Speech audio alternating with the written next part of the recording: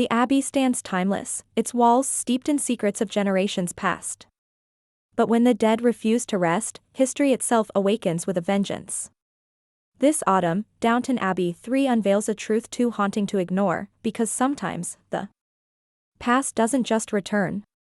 It comes knocking. Downton Abbey lay cloaked in its usual majesty, yet beneath the chandeliers and velvet drapes lingered a tension that none could name. At first, it was little things, a door that swung open despite the absence of a breeze, a window latch found unfastened after being secured, the sound of footsteps tracing the length of the east corridor when every servant swore they had retired for the night. The Mrs. Patmore muttered about drafts, Anna whispered about restless spirits, and Carson dismissed it all with his usual stern finality. Yet even he could not deny that the abbey seemed unsettled. The portraits that lined the long gallery, once solemn and still, appeared to shift in their gilded frames. Lady Mary herself confessed, though quietly, that she felt the watchful eyes of ancestors pressing down upon her as she crossed the hall. The servants began to whisper among themselves in corners, their voices dropping to nervous tones whenever the subject arose. "Someone has returned," they said. "Someone who should not be here." Mrs. Hughes, pragmatic as ever, tried to silence such talk. "The abbey is old, that's all. Old buildings breathe, and they creak," she told Daisy with a reassuring smile.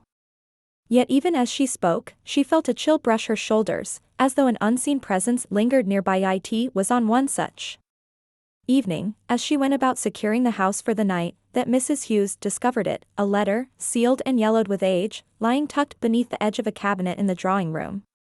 The envelope was addressed in a familiar hand, one she had not seen in decades. Her heart quickened, and for a moment she dared not touch it. The name on the front, smudged but still legible, belonged to Henry Crawley. She remembered him well, the handsome cousin who had vanished abroad under tragic circumstances. The family had mourned his death, spoken of him in hushed tones, and then, as years passed, consigned him to memory. And yet here was a letter, untouched by time, waiting in silence as though placed deliberately for someone to find. Mrs. Hughes slipped it into her apron pocket, unsure whether to reveal it at once. When she returned to her chambers, she studied the seal. It bore the Crawley crest, but the wax appeared unbroken.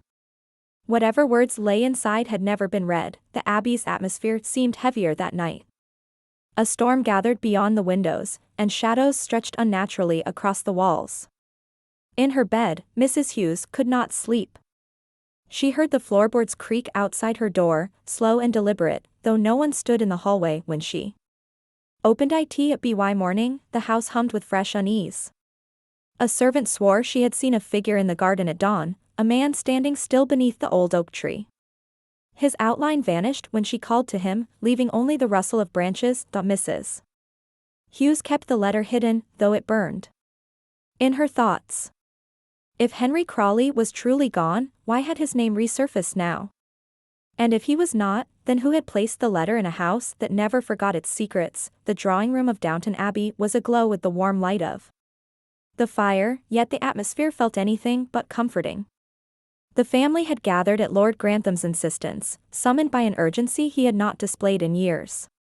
Their conversations hushed when he cleared his throat, his eyes fixed not on the people in the room but on the far wall, where a row of family portraits loomed in gilded frames. His gaze lingered on one in particular, a young man with sharp features, proud shoulders, and a half-smile that spoke of confidence bordering on arrogance.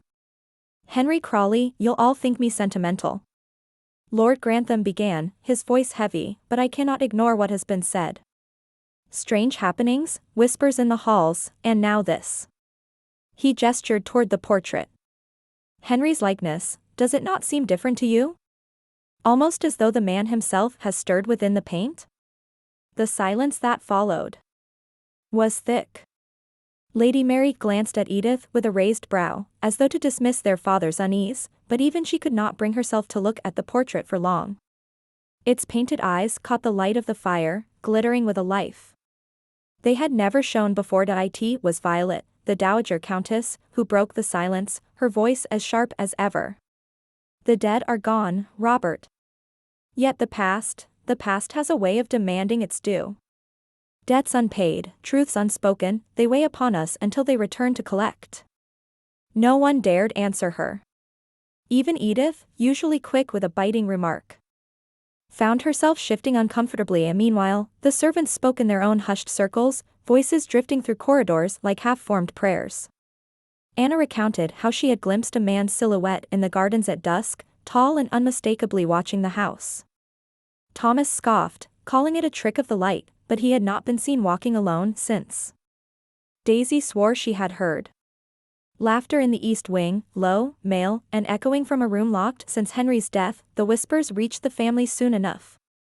When Mrs. Hughes, pale but composed, admitted to hearing footsteps pacing the upper corridors long after the house had gone to bed, even Lord Grantham could not dismiss it as foolishness. Henry Crawley's story returned to them piece by piece.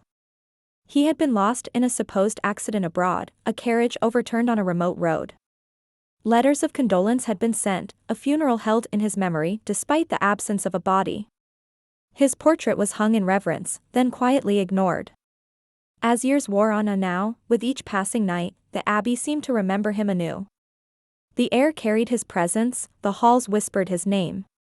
And the family, for all their breeding and rationality, could not shake the sensation that Henry's story had not truly ended. "Mark my words," Violet murmured as she rose to leave the room, leaning heavily on her cane. "When the past knocks upon your door, you cannot simply refuse it entry."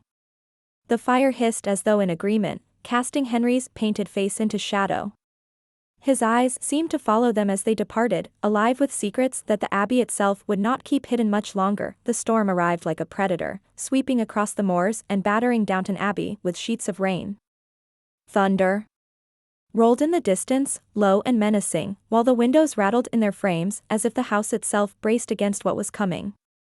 Servants hurried through dim corridors, fastening shutters and checking lamps, their movements quickened by a fear that seemed to rise with the storm. It was Carson who first heard it, a pounding at the grand front doors. Not the polite, measured knock of a guest, but a desperate, relentless hammering that echoed through the great hall. The household froze. Who would come to Downton on such a night?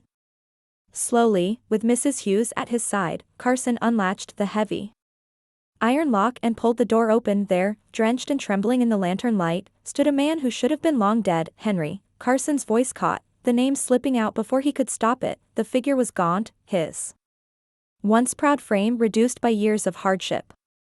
His eyes, though shadowed by exhaustion, held the same piercing intensity that marked the man in the portrait.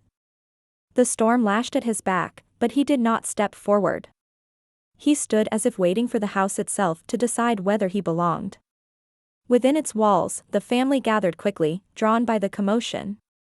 Robert, Lord Grantham, stopped short at the sight, his face paling as if he were staring at a ghost. "Impossible," he whispered, though his voice betrayed both hope and fear. Henry Crawley spoke at last, his voice rough from disuse. "Not impossible. Only unthinkable." The room fell into stunned silence. At length, Robert stepped forward, torn between paternal affection and suspicion. He embraced Henry, but the gesture was stiff, uncertain. "We buried you in our hearts. How is it you stand before us now?" Henry's tale was one of betrayal and survival. The accident that was said to have killed him had been no accident. He spoke of treachery, of a trusted companion who had left him for dead, his name erased, his fortune stolen. Exiled to foreign lands, Henry had lived under false names, toiling in obscurity while clinging to the hope of one day returning home. Mary studied him closely as he spoke. Her heart leapt with relief. Henry was family, blood of their blood, but a knot of dread coiled in her chest. The details of his story seemed too carefully chosen, the gaps too neatly patched. She could not decide whether to rejoice at his miraculous return or recoil from the shadow he carried with him. Edith, meanwhile, regarded him with open suspicion, her lips pressed tight. "How convenient," she murmured, just loud enough for Mary to hear that Henry's presence spread through the household like a contagion.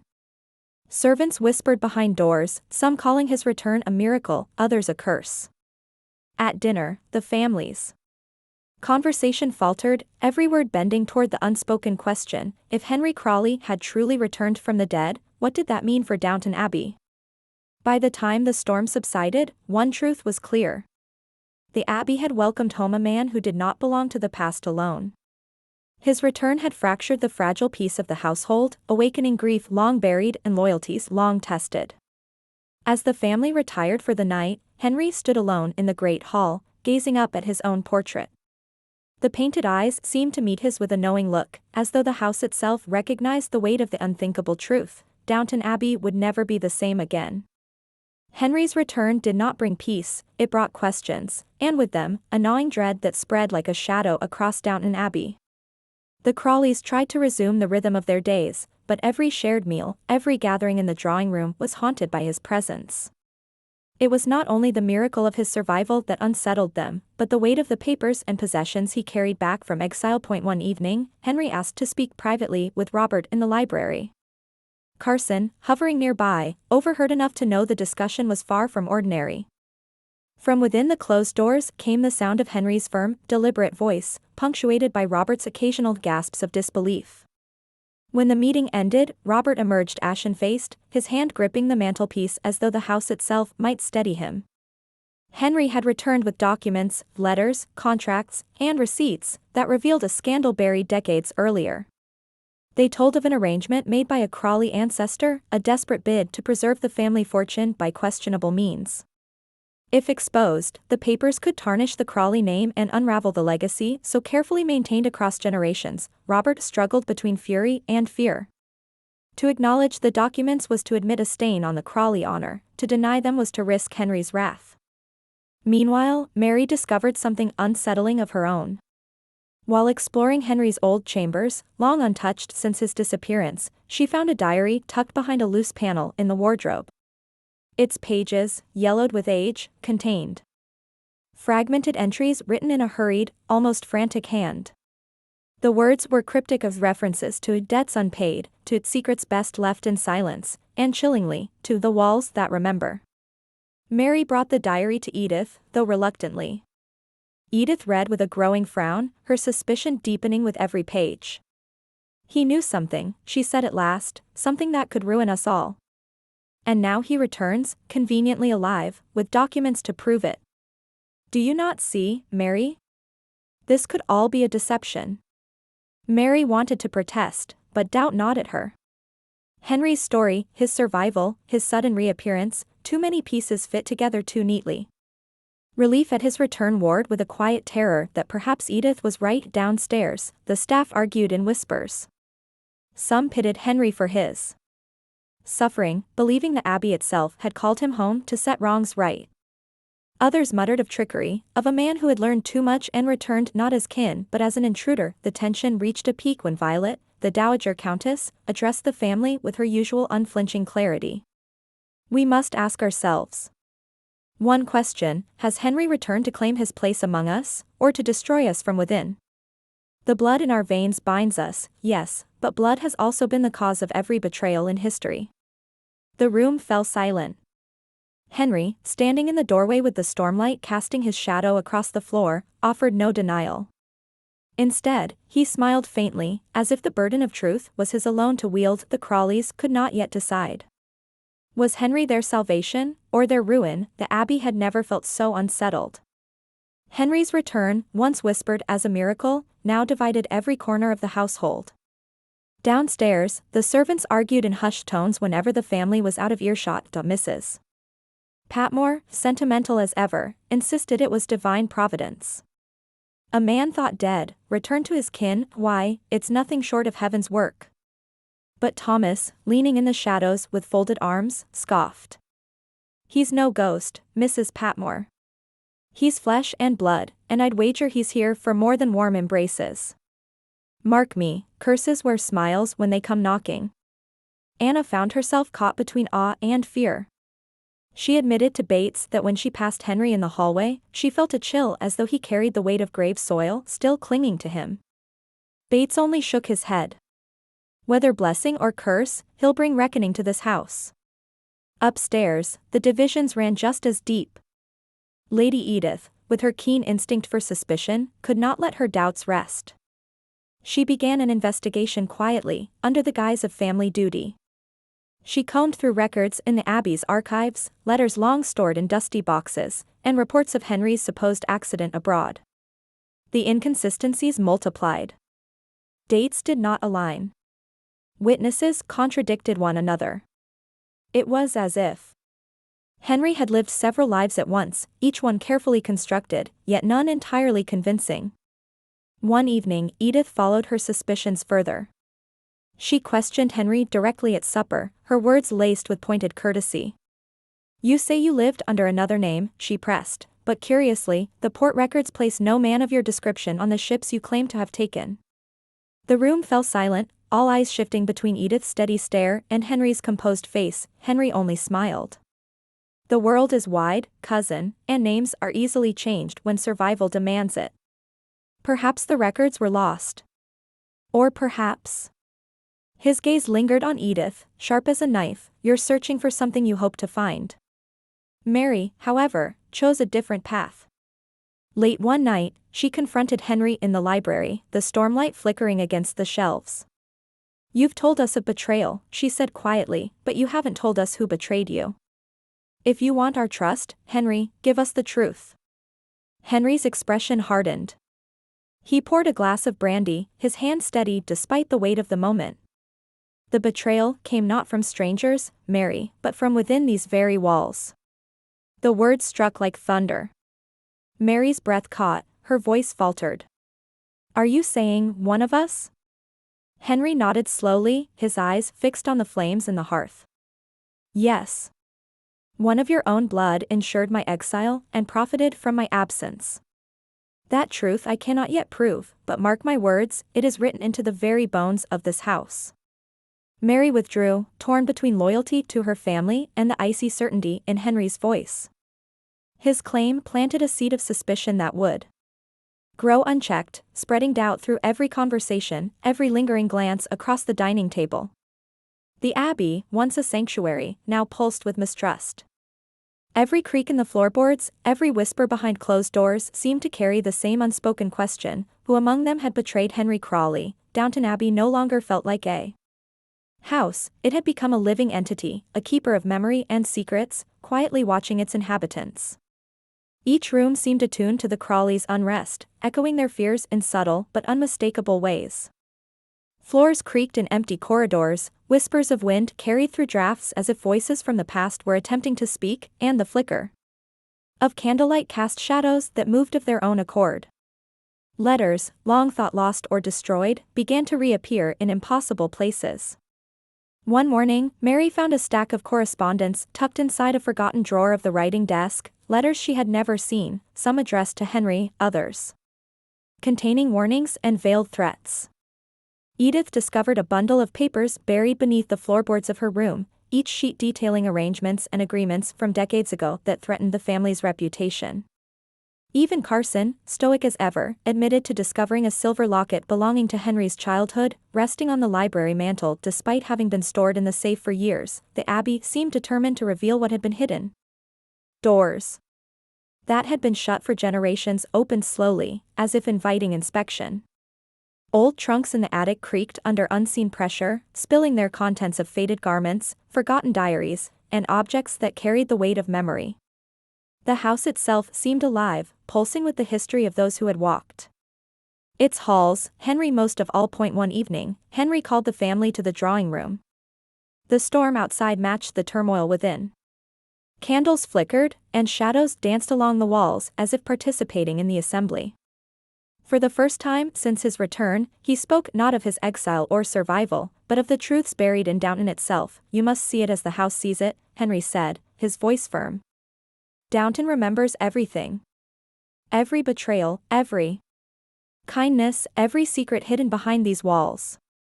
And now, it insists that the truth be acknowledged." The Crawleys listened, tense, as Henry produced a bundle of letters, diaries, and old accounts. One by one, he revealed evidence of long-buried scandals, financial manipulations, clandestine affairs, and decisions made in desperation that had shaped the family's fortune. As he read, the room seemed to shrink with the weight of the revelations. Violet, sitting with her cane poised, nodded gravely, acknowledging the inevitability of the truth that Edith's face flushed with a mix of outrage and vindication.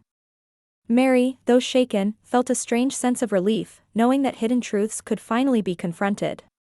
Robert, torn between sorrow and anger, gripped the arm of his chair, silently realizing the Abbey had preserved the sins and secrets of generations to demand this reckoning. Even the servants felt the Abbey's insistence.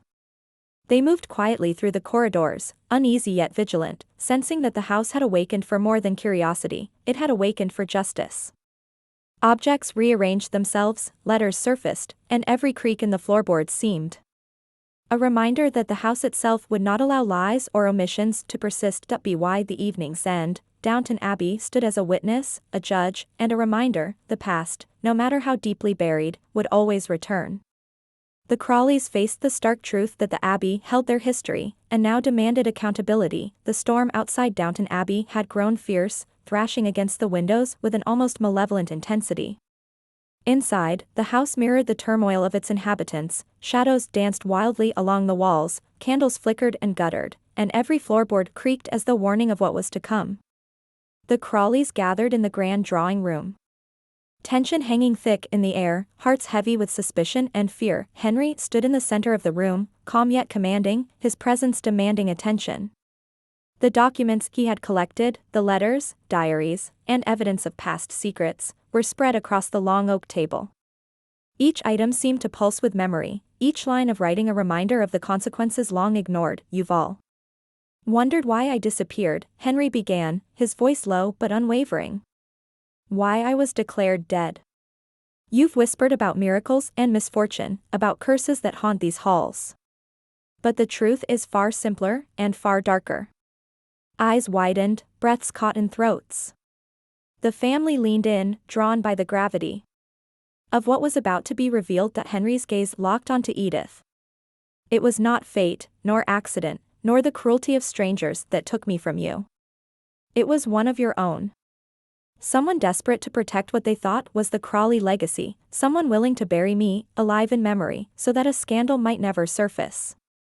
Gasps filled the room. Robert's hand shook as he clutched the arm of his chair. Mary's eyes darted between Henry and the family, dread coiling in her chest. Edith's lips pressed tight, suspicion twisting into the sharp clarity of accusation. "You cannot hide from the past," Henry continued. "You cannot silence it. You can only pretend it does not exist. But the Abbey remembers. And now, the truth cannot be denied." Then, slowly, Violet, the Dowager Countess, rose, her gaze unwavering. "The house has kept its watch. It has waited for this reckoning. It knows what we have all tried to forget." Henry turned toward the guilty party, whose face had paled beneath the weight of exposure. The betrayal had been concealed with careful planning, hidden in plain sight for decades. Now, the web of deception lay bare, splitting the Crawleys. Unity.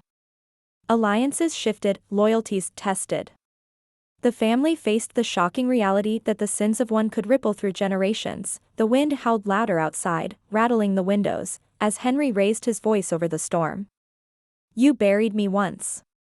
Never again." His words rang like a bell of judgment, resonating through every corner of the Abbey. Silence fell, broken only by the pounding of rain and the groan of the old house. As the night wore on, the Crawleys were left to grapple with the implications of truth. The Abbey, though battered by wind and rain, stood firm, a sentinel of memory and justice. Its doors, massive and resolute, closed behind the events of the evening, leaving a household forever changed. And no longer could secrets lie in shadow. No longer could betrayal remain hidden. The dead may return, yes, but the truth, once awakened, could never again be buried. And Downton Abbey, timeless and relentless, had ensured that this reckoning would shape the family's future for generations to come. As the storm finally subsides, Downton Abbey stands in eerie silence. The family gathers in the grand hall, still reeling from the revelations. Henry Crawley, once thought dead, walks among them, not as a ghost, but as a man who carries the weight of truth. Eyes meet across the room, tension lingering, trust broken. but slowly beginning to rebuild the Abbey, however, seems to hum with its own memory, as if reminding them that secrets have a life of their own. Though the immediate danger has passed, the shadows of the past remain, whispering that history never truly sleeps, and so, Downton Abbey enters a new era, one where the dead may return, the walls remember every secret, and the Crawleys must navigate a world forever changed by truth. Will the family survive this upheaval, or will hidden betrayals continue to shape their destiny? Only time, and perhaps the whispers of the Abbey itself, will tell us. Stay tuned, Sugar Bee viewers, because some stories are never truly finished. And some secrets are just waiting for the right moment to rise again. If you enjoyed this tale of mystery, suspense, and family secrets, don't forget to like, subscribe, and hit the bell so you never miss the next shocking chapter from Sugar Bee.